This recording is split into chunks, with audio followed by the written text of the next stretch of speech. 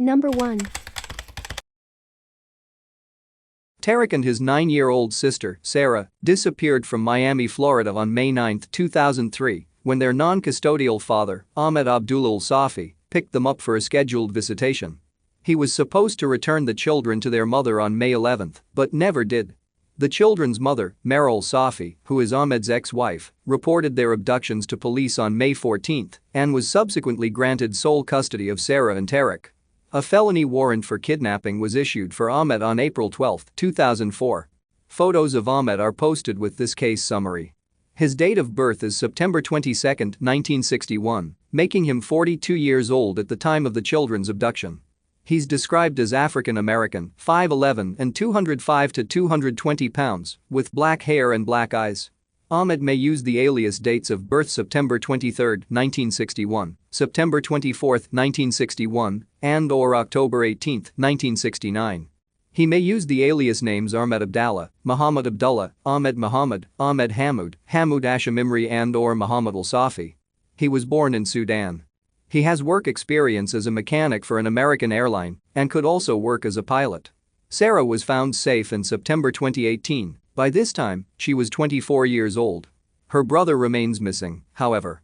Tarek and Ahmed may have traveled to Canada, Sudan, Yemen or Saudi Arabia. Number 2. Eppler was last seen by his mother at approximately 2 p.m. on July 29, 1999, in their hometown of Naples, Florida. He went to visit her at her workplace and borrowed $20 for gas.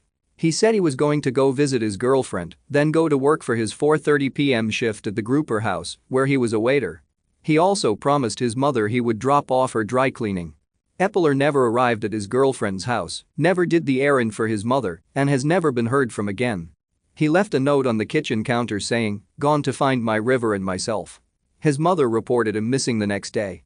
Eppler's silver 1988 Toyota Camry was found abandoned in the visitors' parking area at the Coastal Prairie Trail in Flamingo, Florida, about 3 hours from his home after his disappearance.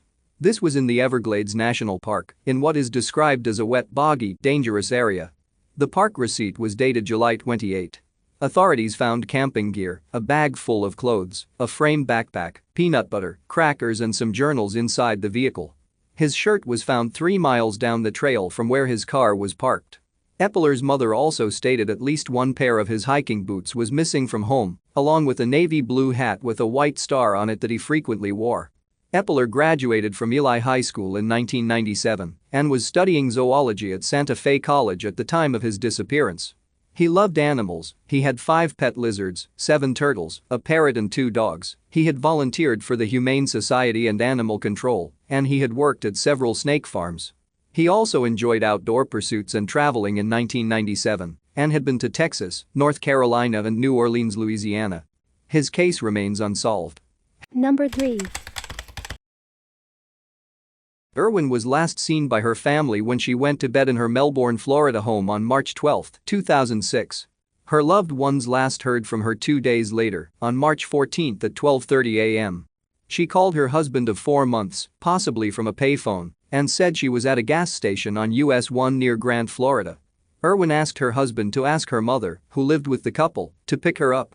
She sounded frightened at the time. Irwin's mother went looking for her and searched for hours, stopping at gas stations on US 1 until 4 a.m., but could not find her daughter. She has not been heard from since.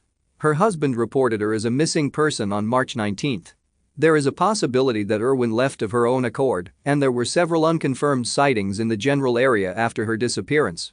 She has previously frequented the cities of Fellsmere, Vero, Grant and Cocoa in Florida, and the Route 192 and Interstate 95 area of western Melbourne. Irwin's family stated it is uncharacteristic of her to be out of regular contact with them. She left behind 4 children. Her case remains unsolved. Number 4. Fellion resided in the 8600 block of 301 Highway South in Riverview, Florida. She was last seen inside her home during the weekend of November 16–November 19, 2001. Her husband did not know exactly when she left home, as the couple had conflicting work schedules and often did not see each other for days at a time. Fellion's husband stated she left behind a note saying she was going to Texas. She had been scheduled to see her daughter in Texas over the Thanksgiving holiday, but the date had been changed to Christmas. Fellion has never been heard from again. She left behind her Toyota and her dog when she disappeared, which her daughter said it uncharacteristic of her. Fellion has a criminal record, but she had not been in trouble with the police for some time before she disappeared. Her husband has cooperated fully with investigators about his wife's disappearance. Authorities believe she never left the Riverside area. Foul play is suspected in her case. Fellion was employed as a bartender at a tavern in South Hillsborough County in 2001. Her disappearance remains unsolved. Number 5. Fittin was last seen leaving her apartment in Fort Lauderdale, Florida on August 1, 1975. She had an argument with her boyfriend at their residence on Davie Boulevard and said she was going out to her car to calm down. Fittin then drove away from the property and disappeared. She has never been seen again. She left all of her personal belongings behind at home, including $300 on her dresser, and she has not accessed her bank accounts since her disappearance. According to family members, it was not unusual for Fittin and her boyfriend to argue.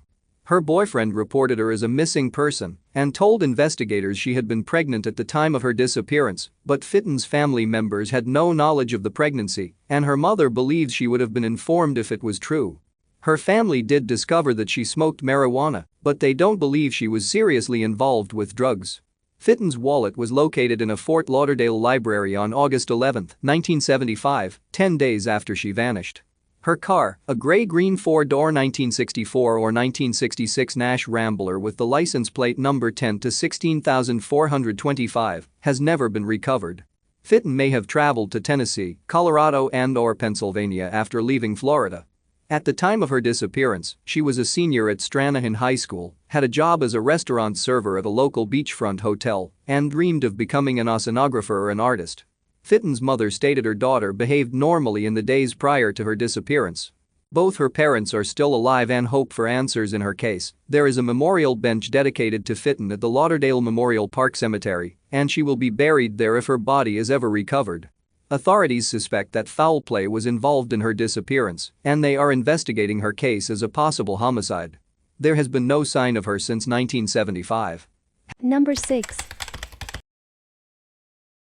Flahive told her family she planned to pay bills in downtown Punta Gorda, Florida during the day of January 5, 1995. She was last seen during the late evening hours in the parking lot of the U-Save grocery store. Flahive's father discovered his daughter may have been inside JD's lounge sometime during the night as well. She was a regular there. She has never been heard from again. An extensive investigation produced little evidence regarding her whereabouts. Investigators believe foul play was involved in her case. They stated she frequented bars and restaurants in Punta Gorda, and they think whoever was responsible for her disappearance may have also gone to the same establishments. Philip Barr is considered a possible suspect in Flahive's case. In 2015, he was convicted of the 2001 murder of a 19-year-old Punta Gorda woman and sentenced to life in prison. A photo of Barr is posted with this case summary. In 2019, authorities searched a 12-acre area near Barr's former home for Flahive's body, but turned up nothing. He is still considered a person of interest, however.